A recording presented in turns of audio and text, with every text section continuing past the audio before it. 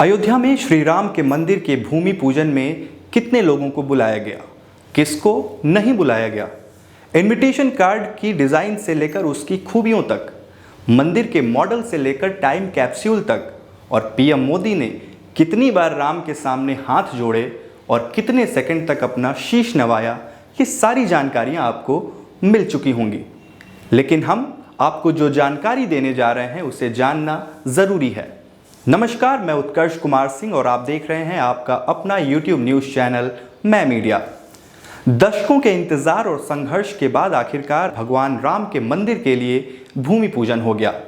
राम जन्मभूमि आंदोलन और अयोध्या में बाबरी मस्जिद का विवादित ढांचा गिराने तक बिहार की भूमिका अहम रही है। आपको जानकर हैरानी हो सकती है कि 9 नवंबर 1989 में अयोध्या में राम मंदिर निर्माण के लिए हुए शिलान्यास कार्यक्रम में नींव की पहली ईंट भी बिहार के ही एक दलित नेता कामेश्वर चौपाल ने रखी थी। उन्हीं कामेश्वर चौपाल को राम मंदिर के 15 सदस्यीय ट्रस्ट का सदस्य भी बनाया गया है। वो अयोध्या में भूमि पूजन कार्यक्रम में मौजूद भी थे। इसके अलावा बिहार के ही सैयद शहाबुद्दीन बाबरी मस्जिद के हक में बोलने वाले बड़े मुस्लिम नेताओं में शुमार थे। 23 दिसंबर 1986 को तत्कालीन जनता पार्टी के सांसद सैयद शहाबुद्दीन ने अखिल भारतीय बाबरी मस्जिद कॉन्फ्रेंस के बैनर तले 10 सदस्यीय बाबरी मस्जिद मूवमेंट कोऑर्डिनेशन कमेटी का गठन किया और मुसलमानों से गणतंत्र दिवस का बहिष्कार करने की अपील की थी। इतिहास में संभवतः वो पहले ऐसे राजनेता बन गए थे जिसने लोकतंत्र के पर्व रिपब्लिक डे का विरोध किया। आईएफएस अधिकारी और ऑल इंडिया मुस्लिम मजलिसे मुशवरत के पूर्व प्रेसिडेंट सैयद शहाबुद्दीन बाबरी मस्जिद के पक्ष में बोलने वाले प्रखर लोगों में से एक थे। वो किशनगंज लोकसभा सीट से 2 बार सांसद भी चुने गए। लालमुनि चौबे से लेकर रविशंकर प्रसाद तक बिहार से जुड़े ऐसे तमाम नाम हैं जिनकी राम जन्मभूमि विवाद में महत्वपूर्ण भूमिका रही है। राम जन्मभूमि आंदोलन की सबसे ऐतिहासिक घटना भी बिहार में ही घटित हुई थी।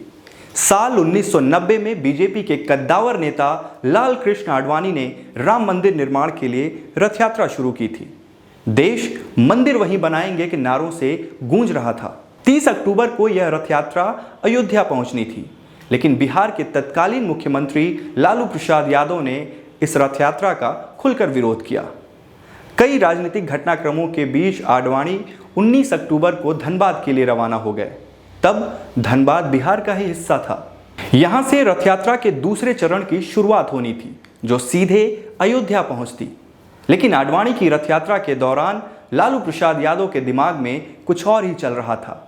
इस यात्रा के खिलाफ लालू यादव ने 21 अक्टूबर को पटना के गांधी मैदान में सांप्रदायिकता विरोधी रैली की थी, जिसमें उन्होंने कहा कि कृष्ण के इतिहास को दबाने के लिए ही आडवाणी राम को सामने ला रहे हैं। लालू प्रसाद यादव ने रैली में आडवाणी को चेतावनी तक दे डाली। आडवाणी की रथ यात्रा रोकने के मकसद से बिहार के मुख्यमंत्री लालू प्रसाद ने धनबाद के तत्कालीन उपायुक्त अफजल अमानुल्लाह को निर्देश दिया कि वो आडवाणी को वहीं गिरफ्तार कर लें। प्रशासन ने राष्ट्रीय सुरक्षा कानून के तहत गिरफ्तारी का वारंट भी तैयार किया, लेकिन अमानतुल्लाह ने ऐसा करने से इनकार कर दिया।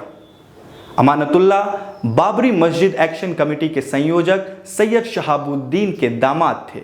उन्हें लगा कि उनके इस कदम से गलत संदेश जा सकता है और समाज में तनाव बढ़ सकता है। 22 अक्टूबर की शाम आडवाणी पटना पहुंचे। 23 अक्टूबर 1990 को आडवाणी ने पटना के गांधी मैदान में एक विशाल रैली को संबोधित किया। पटना में रैली के बाद आडवाणी ने हाजीपुर और ताजपुर में बैठकें की और देर रात समस्तीपुर के सर्किट हाउस पहुंचे। लालू यादव उन्हें यहां हर हाल में गिरफ्तार करना चाहते थे। लाल कृष्ण आडवाणी समस्तीपुर के सर्किट हाउस में रुके थे और लालू यादव ने अधिकारियों को निर्देश दे रखा था कि उन्हें कहीं नहीं जाने दिया जाए। हालांकि उस शाम आडवाणी के साथ काफी समर्थक मौजूद थे। ऐसे में उस दौरान गिरफ्तारी के बाद बवाल होने की आशंका भी थी, लिहाजा लालू यादव ने इंतजार करना ठीक समझा।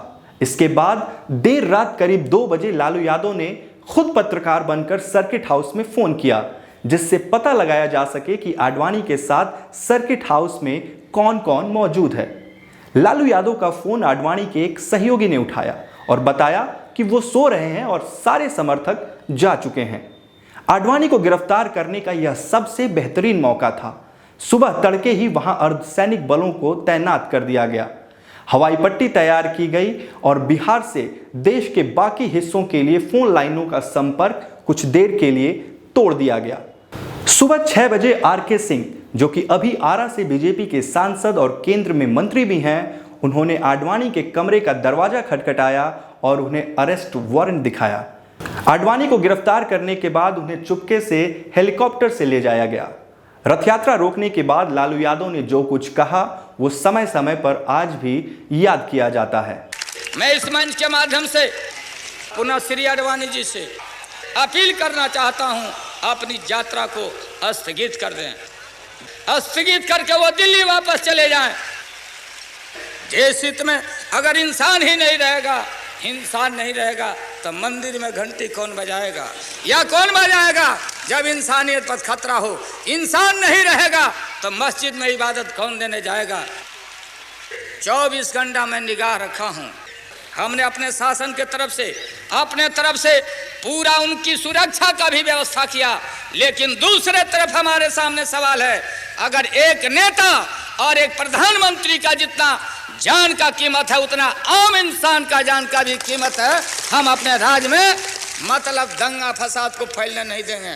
जहां फैलाने का नाम लिया और जहां बवेला खड़ा करने का नाम लिया तो फिर हमारे साथ चाहे राज रहे या राज चला जाए, हम इस पर कोई समझौता करने वाले नहीं हैं। लाल कृष्ण आडवाणी की रथ यात्रा 30 अक्टूबर को अयोध्या पहुंचनी थी, लेकिन इससे पहले ही 23 अक्टूबर को आडवाणी को बिहार में ही गिरफ्तार कर लिया गया। आडवाणी के साथ प्रमोद महाजन को भी गिरफ्तार किया गया था। प्रशासन ने उनके रथ को भी जब्त कर लिया। आडवाणी को सरकारी हेलीकॉप्टर से प्रमोद महाजन के साथ ही मसानजोर स्थित मयूराक्षी सिंचाई परियोजना के निरीक्षण भवन में भेज दिया गया। आडवाणी की गिरफ्तारी से देश की सियासत में भूचाल आ गया और आडवाणी ने केंद्र की वीपी सिंह की सरकार को कमजोर बताते हुए अपना समर्थन वापस ले लिया और सरकार गिर गई। मजेदार बात यह है कि वीपी सिंह की सरकार में खुद लालू यादव भी शामिल थे, यानी सरकार गिरने से वो भी केंद्र सरकार से बाहर हो गए।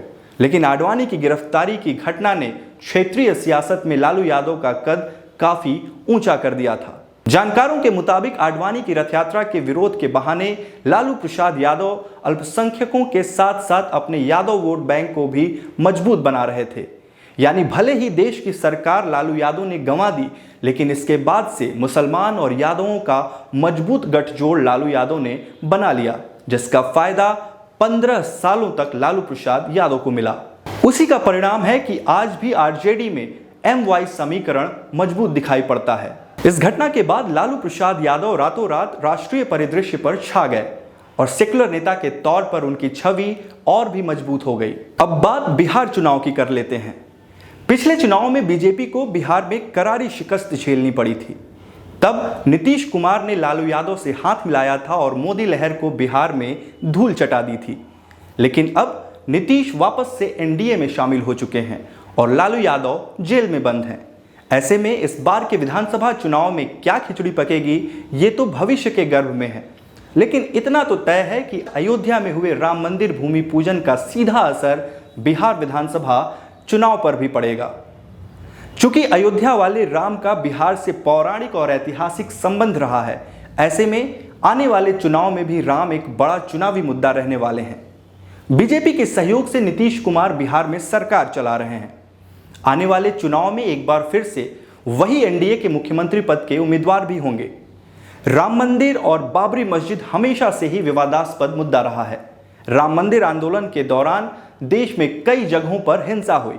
बाबरी मस्जिद गिराए जाने के मामले में आज तक मुकदमा चल रहा है। लेकिन नीतीश कुमार का सांप्रदायिकता से समझौता न करने का दावा इस मुद्दे पर आकर दम तोड़ देता है। नीतीश कुमार ने आज तक न तो राम मंदिर का खुलकर समर्थन किया और न ही कभी खुलकर उसका विरोध कर पाए। हालांकि वो ये जरूर कहते रहे हैं कि न्यायालय के फैसले और दोनों पक्षों की सहमति से ही विवादास्पद जमीन का फैसला होना चाहिए। एनडीए से अलग होने के बाद तो राम मंदिर के मुद्दे पर नीतीश ने बीजेपी पर कई बार तंज कसे। साल 2015 में तो नीतीश ने यहां तक कहा था कि बीजेपी के नेताओं को श्री राम में कोई आस्था नहीं है। बल्कि वो सिर्फ लोगों की भावनाओं का इस्तेमाल करना चाहती है। बीजेपी आरएसएस के लोग राम का नाम ऐसे लेते हैं जैसे वो बीजेपी के सदस्य हों, लेकिन एनडीए में वापस आने और सुप्रीम कोर्ट से राम मंदिर के लिए हरी झंडी मिलने के बाद नीतीश कुमार के सुर जरूर बदल गए हैं। जिस तरह से वो बीजेपी के सामने नतमस्तक हुए हैं, वैसे में अब वो इस मुद्दे पर बीजेपी को कुछ भी बोलने की सपने में भी नहीं सोच सकते। जनसंख्या आधारित जनगणना के मुताबिक बिहार की करीब 83% आबादी हिंदू है, जबकि मुस्लिमों की तादाद करीब 17% है। बिहार के 4 जिलों किशनगंज, अररिया, पूर्णिया और कटिहार में मुसलमानों की संख्या 40% से ज्यादा है। इन 4 जिलों में पड़ने वाली विधानसभा की 24 सीटों पर जीत और हार की चाबी मुसलमानों के ही हाथ में है। इनके अलावा 54 सीटों पर इनकी आबादी 16.5 से लेकर 25% तक है और किसी भी पार्टी की जीत या हार में यह अहम भूमिका निभा सकते हैं। यानी ये कहा जा सकता है कि बिहार की कुल 243 विधानसभा सीटों में से 80 सीटों पर मुस्लिम वोट सीधे सीधे नतीजों पर असर डाल सकते हैं। जाहिर है बीजेपी की नजर इन्हीं 83% हिंदुओं को एकजुट करने पर रहेगी। इसके लिए वो विरोधी दलों के वोट बैंक में भी सेंध लगाने की पूरी कोशिश करेंगे। सत्ताधारी दलों की सबसे ज्यादा कोशिश उन 80 सीटों पर हिंदुओं को एकजुट करने में रहेगी जहां मुस्लिम हार और जीत तय करने की क्षमता रखते हैं। बीजेपी राम जन्मभूमि विवाद में सुप्रीम कोर्ट के फैसले और भूमि पूजन को अपनी उपलब्धि बताएगी और ये संदेश देने की कोशिश करेगी कि सालों तक चले इस विवाद का अंत और करोड़ों हिंदुओं की आस्था श्री राम को उनका जन्म स्थान वापस दिलाने में उन्होंने किस कदर मेहनत की है। साथ ही वो बिहार में लोगों को यह भी याद दिलाएंगे कि किस तरह से आरजेडी सुप्रीमो लालू प्रसाद यादव ने राम मंदिर के लिए निकाली गई रथ यात्रा का विरोध किया था।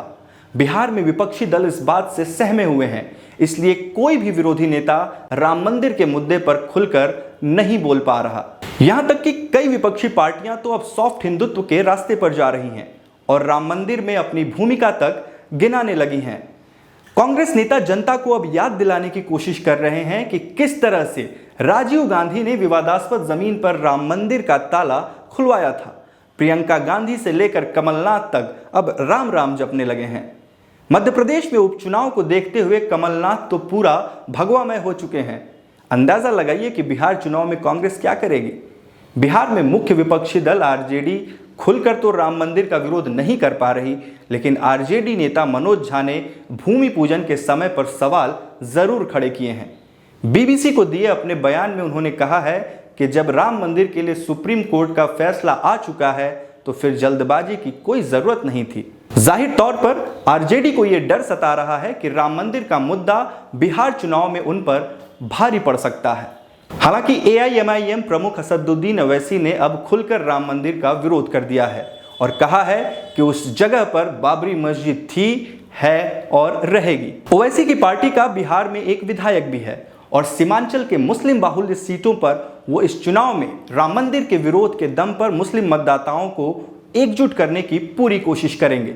यानी कह सकते हैं कि अगला चुनाव राम भरोसे ही होगा। ऐसे ही दिलचस्प जानकारियों और खबरों को देखने के लिए आप हमारा YouTube चैनल मैं मीडिया सब्सक्राइब कर सकते हैं। सब्सक्राइब करने के दौरान बगल में मौजूद घंटी का निशान दबाना ना भूलें, इससे हमारे वीडियो आपको सबसे पहले मिल पाएंगे। साथ ही आप हमारे फेसबुक और ट्विटर पेज पर भी हमें फॉलो कर सकते हैं।